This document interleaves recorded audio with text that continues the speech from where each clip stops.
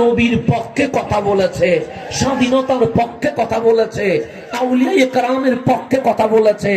আমরাও দাবি রাখি, যদি অলির প্রেম বুকে থাকে, আগামীতে সুন্নিদেরকে মূল্যায়ন করতে হবে। শুধু মুখের আওয়াজ করলে হবে না। 54 বছর স্বাধীনতার বছর চলে গেছে, আজও পর্যন্ত সংখ্যাগরিষ্ঠ সুন্নিদেরকে কখনো মূল্যায়ন করা হয় নাই।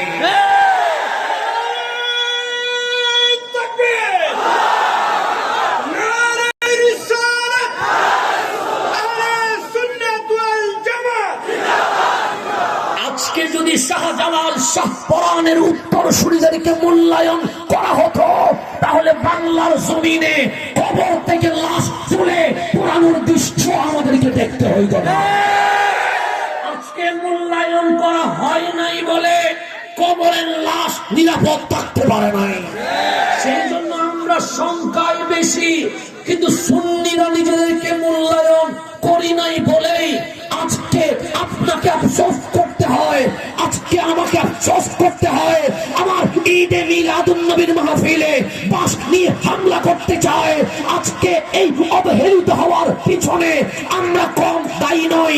তাই আজকের এই সালানা জলসায় আমাদেরকে শপথ করতেই হবে যে আল্লামা মুস্তাক আহমদ কাদেরী আল ওয়াইসিকে আমরা সংসদে পাঠিয়ে দিব ইনশাআল্লাহ।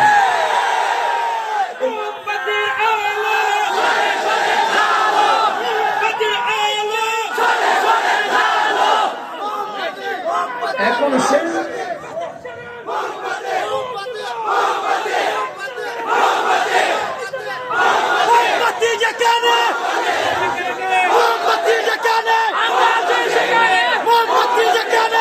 আজকে মূল্যায়নের কথা বলতে হবে। নিজেদের অধিকার নিজেরা বুঝিয়ে নেওয়ার সময় এসেছে। অনেক দিন পিছনে পিছনে ঘোরা হয়েছে, আজকে থেকে পিছনে নয়, সামনে নেতৃত্ব দেওয়ার শপথ দিতে হবে। অনুষ্ঠানের ভেতরে আবদ্ধ থাকলে হবে না, সংসদে ইয়া রাসূলুল্লাহ স্লোগান আমাদেরকে জারি করতে হবে। এই শপথ যদি নিতে পারি, তাহলে মাহফিল সার্থক হবে। এর বাইরে কখনো মাহফিল সার্থক হবে না। সেই জন্য আমরা রাজনীতিতে ছিলাম না, আমরা মাহফিলে ছিলাম। আমরা রাজনৈতিক দলগুলোকে ডিস্টার্ব করতে চাই নাই। আমরা নবী প্রেমের বাগান নিয়ে ব্যস্ত থাকতে চেয়েছিলাম। আমরা এমপি মন্ত্রীর ক্ষমতা চাই নাই। আমরা দয়াল নবীর প্রেমের বাগান মানুষের মাঝে উজাড় করে দিতে চেষ্টা করেছিলাম। কিন্তু আজকে যখন কবরের লাশ তুলে পোড়ানো হয়, আজকে যখন বিপদে পড়লে বলা হয় শাহজালালের বাংলাদেশ, শাহপরানের বাংলাদেশ রক্ষা করো আল্লাহ, বিপদ চলে গেলে বলে শাহজালালের মাজার ভেঙে দিতে হবে।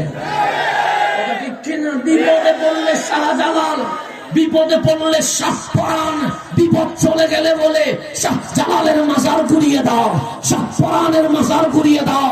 আমরা চুপ ছিলাম, আমরা মাঠে ময়দানে ঈদে মিলাদুন নবী নিয়ে ব্যস্ত ছিলাম। আমরা কোন রাজনৈতিক দল কোন দিকে চলে গেছে তাকাই নাই। কিন্তু 54 বছর পরে যখন আমাদেরকে দেখতে হয়েছে শাহজালাল শাহপরানের উত্তরসূরিরা আজ অবহেলিত হয়েছে, আর পিছনে তাকার সুযোগ, এখন সামনে নেতৃত্ব দিতে হবে। আমরা নাসিরউদ্দিন সিপাহ সালার উত্তরসূরি, আমরা পিছনে থাকার মানুষ নয়, আমরা বিজয়ের পতাকা উড্ডীন করার মানুষ। এই সালানা জলসা থেকে আমাদেরকে এই মেসেজ নিতে হবে, সুন্নিয়ত আর মাঠে আর ঘর থাকবে না, সুন্নিয়তের আওয়াজ সংসদ পর্যন্ত পৌঁছিয়ে দিতে হবে। এই শপথ নিতে পারবেননি, পারলে মাহফিল করবো না, দরকার নেই। যদি বলেন হুজুর আমরা এবার আর কোন দল বুঝি না, আমরা বুঝবো ইয়া রাসূলুল্লাহ কার বুকে আছে। আমরা আর কোন সংগঠন বুঝি না, আমরা দেখবো কামলিওয়ালার প্রেম কার বুকে চলে। এটা আমরা দেখে সিদ্ধান্ত নিব আগামীর সংসদ কিভাবে সাজাতে হবে। আর যাওয়ার কোন সুযোগ নাই। আল্লাহ যেন আমাদেরকে বুঝবার তৌফিক নসিব করে।